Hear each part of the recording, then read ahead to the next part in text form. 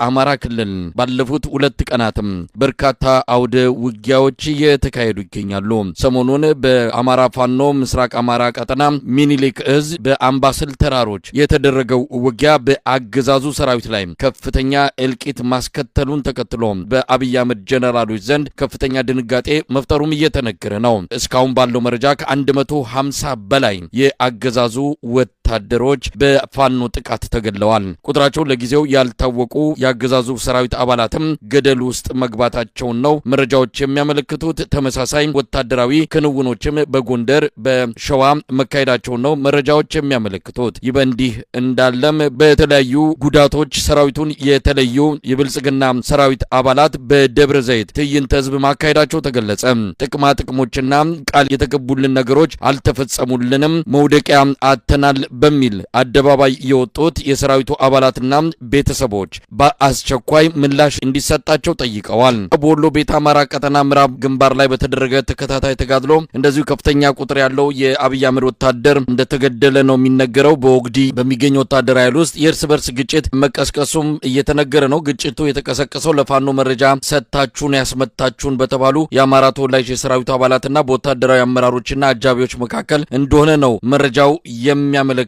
ሌላው በአማራ ፋኖ ብሔራዊ ንቅናቄ ሸዋ ጠቅላይ ግዛት አሳምነው እዝ በኩል የተካሄደው ወታደራዊ ዘመቻ ነው። በመንዝ አውራጃ የመዘዞንና የባሽ ህዝብን ከፍተኛ አደጋ ሲፈጽም የነበረው የአገዛዙ ጦር ላይ ነው እርምጃ የተወሰደው። ከሙላሌ ከተማ ወደ ባሽ፣ ከመሃል ሜዳ ከተማ ወደ ባሽ እንዲሁም ከጣር ማበር ወደ መዘዞ፣ ከደብረ ሲና ከተማ ወደ መዘዞ የተንቀሳቀሰ ቢሆንም አሳምነው እዝ የአስቻሉ ደሴ ክፍለ ጦርና በረራ ክፍለ ጦር የተወጣጣ ኃይል ነው በማረፊያ ቁርጥ አምባና ቴሌ አካባቢ በጨበጣ ውጊያ የአገዛዙ ሰራዊት ላይ ትልቅ ድል እንደተቀዳጀ የተገለጸው። በሌላኛው ግንባር በመዘዞ በኩልም እንደዚሁ ውጊያዎች መደረጋቸውን ነው ከአማራ ፋኖ ብሔራዊ ንቅናቄ ሸዋ ጠቅላይ ግዛት አሳምነው እዝ የህዝብ ግንኙነት ክፍል የተገኘው መረጃ የሚያመለክተው። እንደዚሁም በዛው በወሎ በአማራ ፋኖ ብሔራዊ ንቅናቄ ሚኒሊክ እዝ በምዕራብ ወሎ ግንባር በየአቅጣጫው እንደዚሁ ውጊያ እየተካሄደ ይገኛል። በ105ኛ ኮር 47ኛ ክፍለ ጦር አትሮንስ ሻለቃ ከአማራ ሳይንት አጅባር ከማል ሳይንት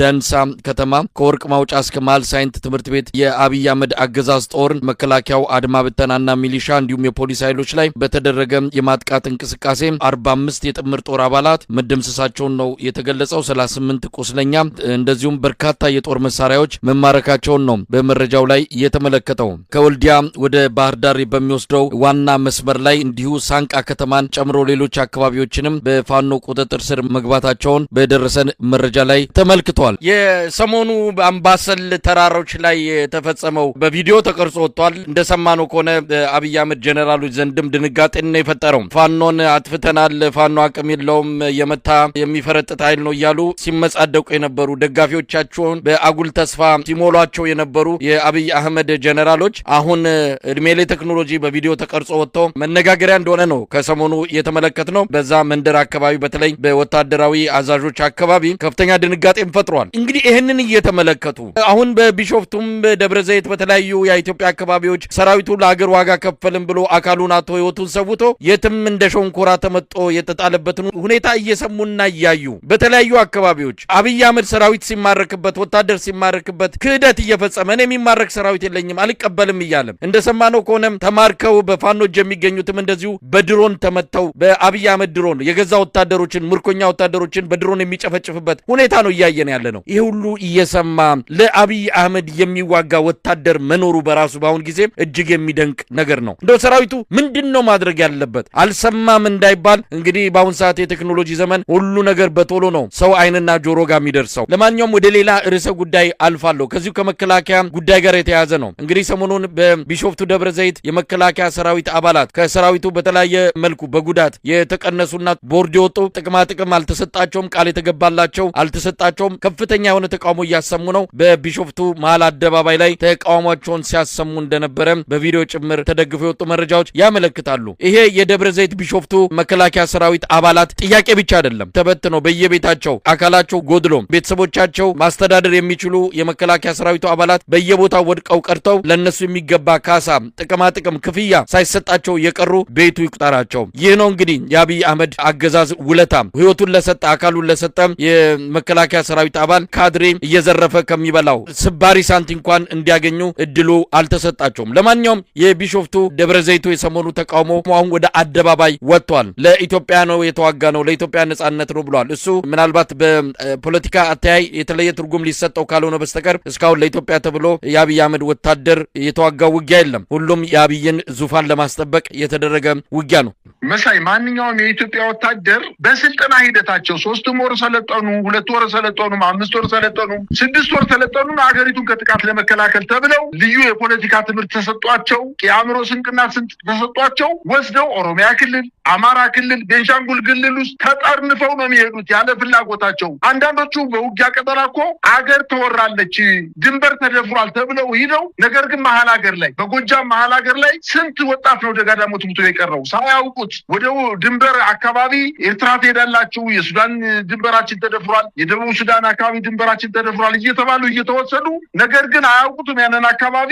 ይሄ ነው ድንበራችን፣ በቃ እዚህ አካባቢ ጠላት አለ፣ ከጠላት ጋር ተዋጉ ተብለው ነው የሚሞቱት። አብዛኛው እጁ የተቆረጠ እድለኛ ሆኖ እጁ የተቆረጠ በህይወት ያለ አካል ጉዳተኛ የሆነ የመከላከያ ሰራዊት አባላት በደብረ ዘይት ብቻ አይደለም በሀገሪቱ በአጠቃላይ ተበትኖ ነው ያለው። እድሉን ቢያገኙ በተለይ በደቡብ ክልል፣ በሲዳማ፣ በወላይታ፣ በጋሞ፣ በአርባ ምንጭ አካባቢ ብንሄድ በርካታ አካል ጉዳተኞች ቁስላቸው ሳያጠግቅ እንዲሁ ሜዳ ላይ አንሶላ ኮፍያቸውን አስቀምጠው ስለምኑ ነው እየታዩ ያሉት። እነዚህ የደብረ ዘይቶቹ ያነሱ ጥያቄ የብዙ ኢትዮጵያን መከላከያ ሰራዊት አባላት ጉዳት የደረሰባቸው ጥያቄ ይዘው ነው የተነሱት። ለተከታታይ ጊዜ በቢሮ በመገኘት የመከላከያ ሰራዊት ዋና ካምፓቸው ጋር ሂደው ጥያቄ በማቅረብ እኛ ለኢትዮጵያ ነው የቆሰል ነው፣ ለሀገራችን ነው የቆሰል ነው፣ የደማ ነው ለሀገራችን ነው የሚል ጥያቄ አቅርበዋል። የተለያዩ ጥቅማ ጥቅሞችን ይከበርልን የሚል ጥያቄ ማቅረባቸው ህይወታቸውን የሰጡ የብልጽግናን እድሜ ሊያራዝሙ በውጊያ ቆስለው የመጡ ከጓደኞቻቸው ድለኛ ሆነው የመጡ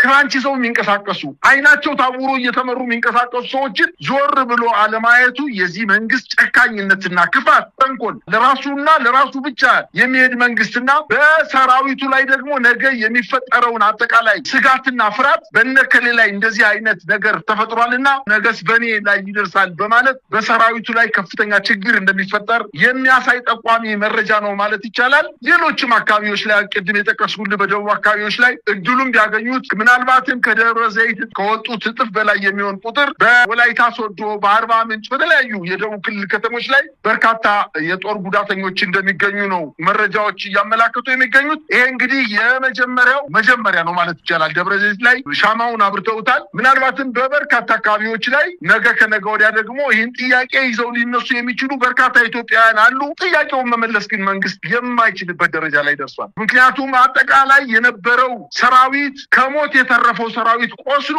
ከፍተኛ ጉዳት ደርሶበት ከእናቱ ቤት ነው ተቀምጦ እየተጣወረ ያለው። ባላጌ የግብርና ኮሌጅ ውስጥ የግብርና ኮሌጁን አስተው የወታደር ቁስለኛ ማገገሚያ ካደረጉት በኋላ ካምፑስ ሲሞላባቸው ቡልቡላ፣ ዝዋይ፣ ሻሸመኔ ከተማ ላይ አውጥተው የዘረገፏቸው እነዚህ በክራንች የሚሄዱ እየተመሩ የሚሄዱ በእጃቸው ሰርተው መብላት የማይችሉ እጃቸው የተቆረጡ የመከላከያ ሰራዊት አባላት አሁን በጠቀስኩት ከተማ ላይ እየለመኑ ነገር ግን ወታደራዊ ጀነራሎች፣ ወታደራዊ ኮሎኔሎች በዛ ሲያልፉ እንኳን ሊያግዟቸው ሊያያቸውም እንኳን ፈቃደኛ አይደሉም። አንዳንዶቹ ቁስላቸው ሳይደርቅ ዝንብ እየወረራቸው አንሶላጥፈው እየለመኑ ነው ቡልቡላ የሚባለው ከተማ ላይ። ስለዚህ በመከላከያ ሰራዊት ላይ እየተፈጸመ ያለውን ግፍ ይዘው በመነሳታቸው ነገ ከነገ ወዲያ አሁንም ሌላ ጥያቄ ሊነሳባቸው እንደሚችል ነው እንግዲህ በመንግስት ላይ 11ኛው ሰዓት የደረሰ ይመስለኛል መሳይ ማለት እችላለሁ።